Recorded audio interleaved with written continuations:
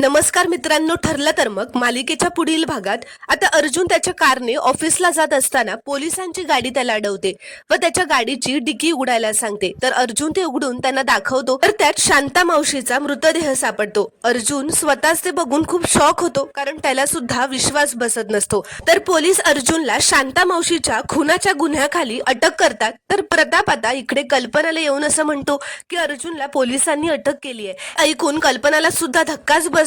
तेवढ्यात आता प्रतिमा, अश्विन सगळेजण घरी येतात. त्यांना सुद्धा ही बातमी कळलेली असते. खूप धक्का बसलेला असतो. तर सायली मात्र तिच्या खोलीतून आता जिन्यांवरून खाली येत असते.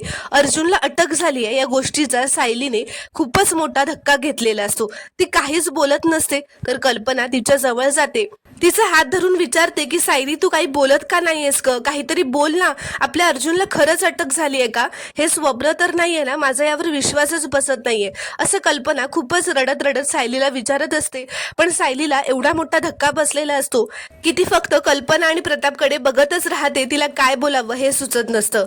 तर मित्रांनो, खरं तर हा सगळा प्रियाचा प्लॅन असतो. तिनेच एका माणसाला सांगून शांताचा मृतदेह अर्जुनच्या गाडीत ठेवायला सांगितलेला असतो, जेणेकरून अर्जुनला अटक व्हावी. आणि अखेर तसंच झालेलं असतं. तर मित्रांनो, पुढील भाग पाहणं खूपच रोमांचक ठरणार आहे. ते पाहण्यासाठी चॅनलला प्लीज सबस्क्राईब करा आणि व्हिडिओला एक लाईक नक्की करा.